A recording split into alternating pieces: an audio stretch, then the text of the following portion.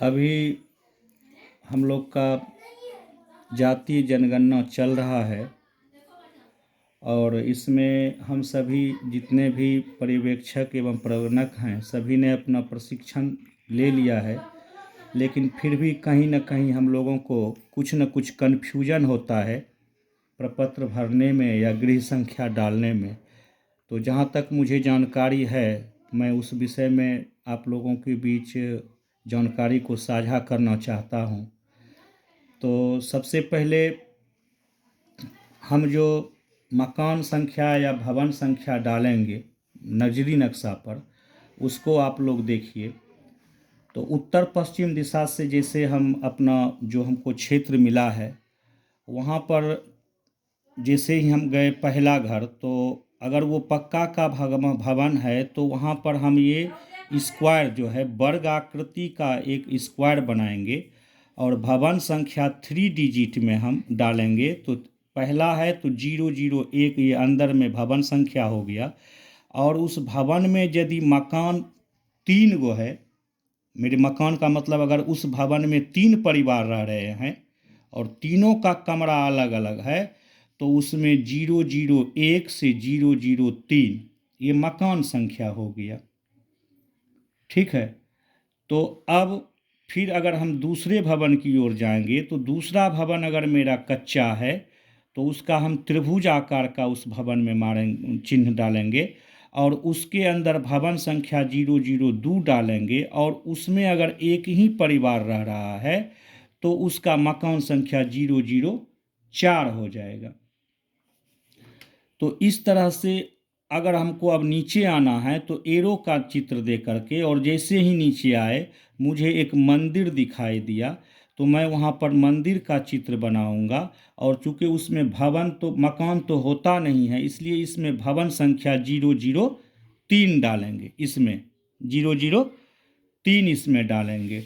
लेकिन अगर अब फिर अगर जैसे हम आए और हमको फिर एक पक्का मकान मिल गया, देखिए यहाँ पर एक पक्का मकान मिल गया, तो यहाँ पर जो है हम भवन संख्या जो है वो 0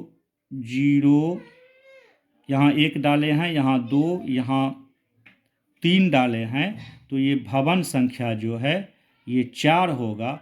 अगर इसमें 2 परिवार रह रहा है तो यहाँ पर हो जाएगा 005 से 006, क्योंकि 4 तो यहाँ हम डाल चुके हैं भवन संख्या 2 में। और इसमें जो है मंदिर में तो कमरा है नहीं, मकान है नहीं, इसलिए इसमें मकान संख्या नहीं डालना है, सिर्फ भवन संख्या। और ये भवन यहाँ पर जो है 3 के बदले 4 हो गया। अब प्रश्न उठता है कि जब हम इसको प्रपत्र में भरने लगेंगे तब किस तरह से करेंगे। तो चलिए आइए अब हम प्रपत्र की ओर आते हैं। तो यहाँ पर जो है अब क्रम संख्या पहले तो यहाँ डाल लेते हैं 1 2 3, ये डाला हुआ है प्रपत्र में 5 6 7 और ये 8 9 और ये 10, शायद 10 ही कॉलम है जी, 10 कॉलम है।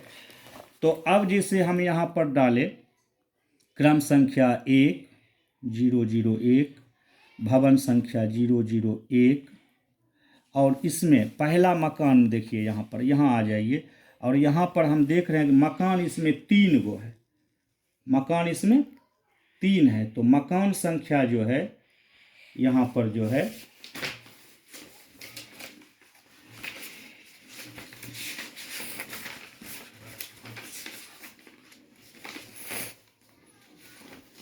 मकान संख्या 1 2 और 3 ये हम डाल दिए। किस उद्देश्य से ये मकान है तो आवासीय, अगर गैर आवासीय है तो उसका वहाँ पर गैर आवासीय का चित्र दिखाएंगे। आवासीय, यहाँ भी आवासीय लिखिए और यहाँ भी लिखिए। परिवार की संख्या, तो ये जो पहला मकान संख्या है या पहला जिस इस मकान में जो परिवार रह रहा है उसका इस मकान में कितने परिवार रह रहे हैं। तो आमतौर पर एक मकान में एक ही परिवार रहेगा, तो यहाँ पर इसकी संख्या हम डालेंगे 1। मुखिया का नाम आप कुछ भी डाल दीजिए, रोहित कुमार कुछ भी डाल दीजिए, रोहित कुमार। और इसके सदस्यों की संख्या मान लीजिए 4 है तो 4। अब परिवार का क्रम संख्या, देखिए यहाँ पर कुछ कन्फ्यूजन होता है कि परिवार का क्रम संख्या क्या होगा। तो चूंकि एक मकान में एक ही परिवार रह रहा है तो उसका परिवार का क्रम संख्या एक ही होगा।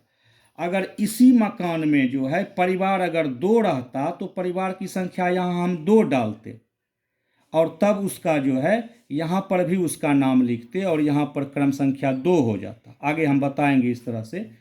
अब चलिए, अब इसमें मकान संख्या 1 2 3, यहाँ 3 डाले हैं, भवन 1 में 3, तो तीनों परिवार का नाम लिखना है। परिवार संख्या इसमें एक ही डलाएगा क्योंकि इस मकान में एक ही परिवार रह रहा है और तीसरे मकान में भी एक ही परिवार रहा है। नाम यहाँ दे दीजिए, कुछ भी आप लिख सकते हैं, मोहित कुमार, और यहाँ पर जो है राजकुमार लिख दीजिए। ठीक है।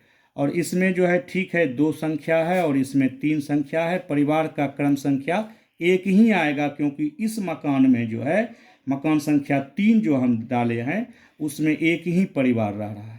कहीं कहीं ऐसा भी होता है कि एक ही मकान है और उसमें 2 भाई रह रहा है, तब यहाँ परिवार संख्या 2 हो जाएगा और दोनों का नियम यहाँ आएगा और ये क्रम संख्या। देखिए अगला देखिए, अब क्रम संख्या तो ये बढ़ता रहेगा। यहाँ हम डाल भी सकते हैं भवन 00 एक ही रहेगा, 00 एक ही रहेगा। अब भवन संख्या हम 2 डालेंगे, 002। ठीक है। ये कच्चा मकान है और इसमें एक ही परिवार है। मकान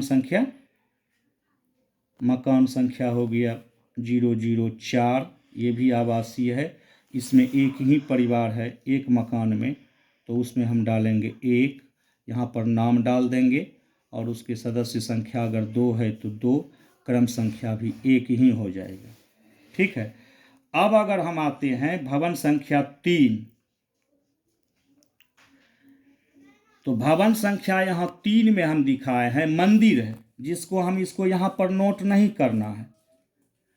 भवन संख्या 3 यहाँ पर मंदिर में डाले हैं तो इसको हमको यहाँ पर नोट नहीं करना है। भवन संख्या 4 है, उसको हमको अब यहाँ पर नोट करना है। भवन संख्या 1, भवन संख्या 2, भवन संख्या 4, भवन संख्या 3 नहीं हुआ क्योंकि नजरी नक्शा में हम स्पष्ट है कि भवन संख्या 3 जो है वो मंदिर है। ठीक है। अब इसमें 4 में जो है कितना है, 5 और 6, 2 परिवार है, तो यहाँ पर 005, 006, ये भी आवासीय है। और अब यहाँ पर जो है एक मकान में अगर एक परिवार रह रहा है, ठीक है, एक मकान में एक परिवार रह रहा है तो 1 डालेंगे, नाम डालेंगे, उसका सदस्य संख्या और क्रम संख्या 1, फिर परिवार संख्या 1, उस परिवार के मुखिया का नाम, अगर 3 गो है लेकिन क्रम संख्या 1, परिवार का क्रम संख्या। अब जो है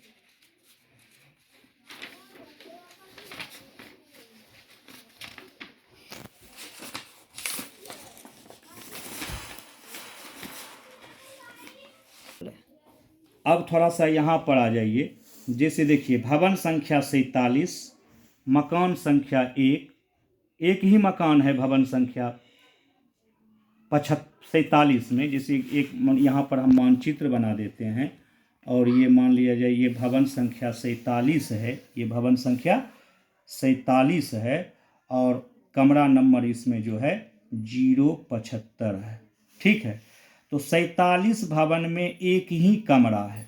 47 भवन में कितना है, यहाँ फॉर्म पर भी आप देख सकते हैं, 47 कमरा में मकान संख्या 1 ही है लेकिन परिवार इस एक कमरा में 2 रह रहा है। आप यहाँ देख सकते हैं कि 2 लिखा हुआ है, तो उसमें एक परिवार चंद्रकला देवी है और उसके उस स्वयं सिंगल है, तो एक परिवार सदस्य 1 और परिवार का क्रम संख्या 1 आ गया।